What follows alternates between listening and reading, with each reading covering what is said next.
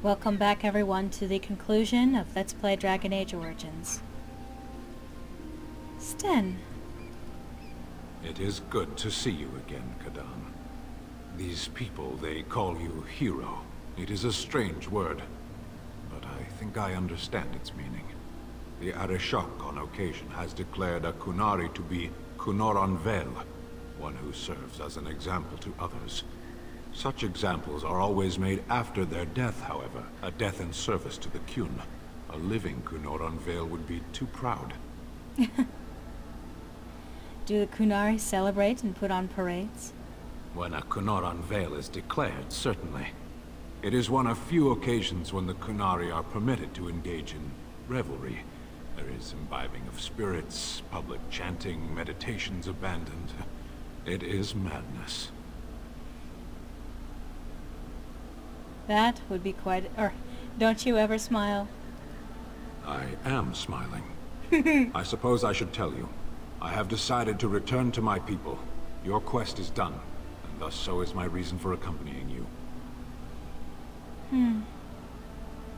That will be a long trip home. Yes. It will be difficult to travel alone, after so much time spent with companions. Oh. It must be said.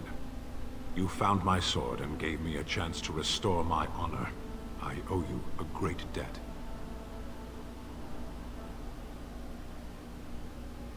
You helped me as well. It's been good. It has. That one of the Baz, a foreigner, would become known as Kadan to me. Unthinkable. Yet here it is. Perhaps I shall see you again one day. Until then, may you always find the path you seek. Farewell, Kadan. And here's one of the little Easter eggs in this game. Where is the cake? I was told there would be cake. The cake is a lie. I can't say goodbye to Dog. Bernard. Ogrin! Humans have a better taste for spirits than I thought. The ale up here is actually good. That looks like Orsamar Felsi. ale tastes like dirt in comparison. Probably because they put dirt in it. Go figure.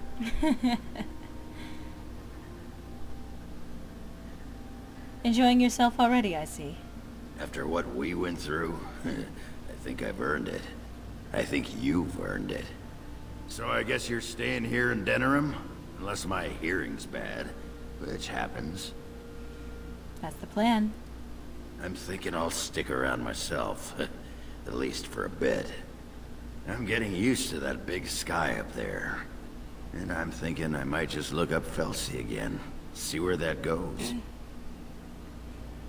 I'm glad. I hope you two are happy. Ha! I'll drink to that. You'll drink to everything. Well, enough babbling. That pot-bellied son of a whore Tegan said I'd pass out before drinking an entire barrel of pickle juice. I aim to prove him wrong. Don't ever change. Who, me?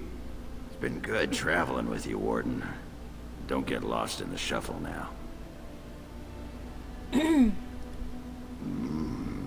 Pickle juice. Right.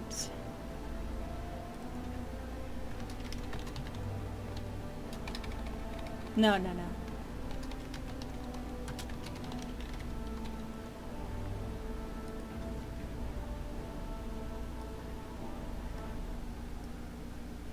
And that's it. It's time to greet our adoring... Are you ready, my lady? The crowds outside are getting restless. Time to greet the adoring public. Yes, I'm ready. Let's go. Right. I'll take you there now. Follow me. In the months that followed his coronation, Alistair surprised many by studying the art of governance and doing his best to rule the kingdom with a fair and even hand. He proved quite popular with the people, his humor and easy grace winning them over as much as his willingness to sneak out of the castle and mingle in the lower caste taverns on occasion.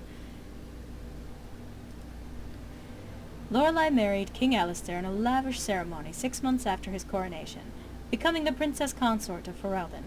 The two toured the nation soon afterwards, and the people were ecstatic to see how the king adored his new bride.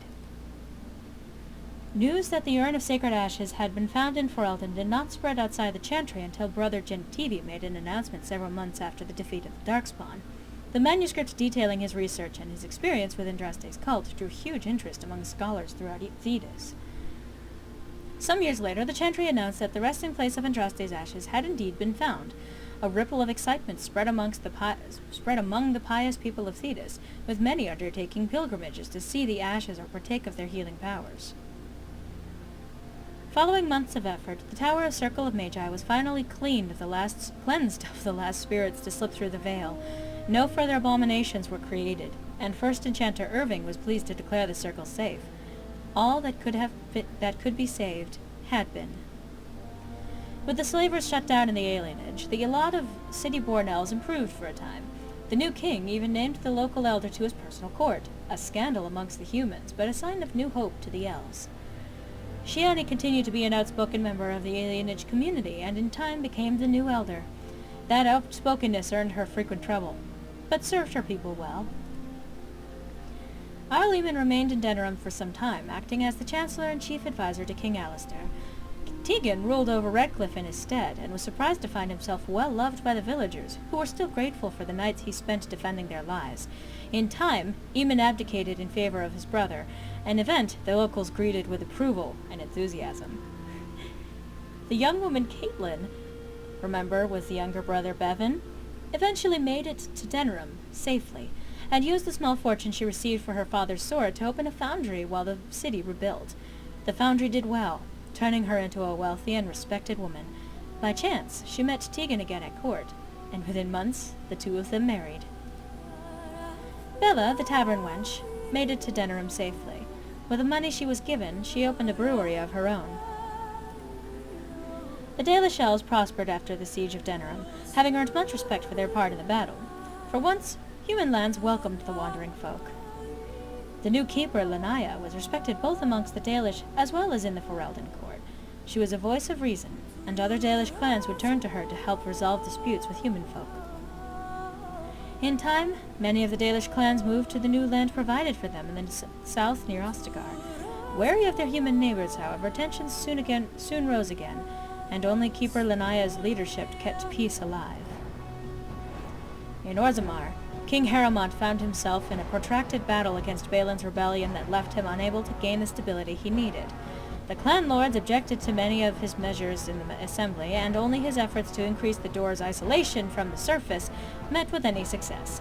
Yeah, this is why I'm pissed off at the dwarves. You pick what you think is going to be the best option with a guy who's obviously less asshole-ish in general and less tyrannical, and this is the ending that you get. And I found out later, Bhelen would have actually been a much better ruler.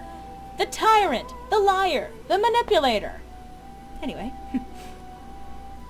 In time, Harrowmont's health began to fail. Some claimed it was poison, while others said it was a flagging spirit. Either way, after a protracted illness, the king finally passed away. The wrangling in the assembly for a successor began almost immediately. Brother Berkel's new chantry in Orzammar drew a surprising number of converts among the dwarves. They quickly attracted a great deal of anger from more conservative quarters, and before long, the assembly severely restricted the Andrastians' rights. Brother Berkel resisted, and was slain while being arrested during a peaceful demonstration in the Commons. The assembly claimed this was an accident, but news of the resulting riots reached the chantry on the surface, where the Divine even contemplated a new exalted march. The dwarven mage, Dagna, ultimately completed her studies at the rebuilt Circle Tower. I love this music.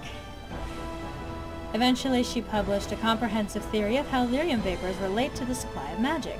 It gained a great deal of attention. Although the Anvil of the Void was destroyed, rumors about its location crept into Orzammar. Ooh. And I'm not going to continue this on the next installment. This is apparently not the final one. I keep saying that. Anyway, I'll see you next time, where I finally do end this, with my final thoughts and everything. Hope to see you then.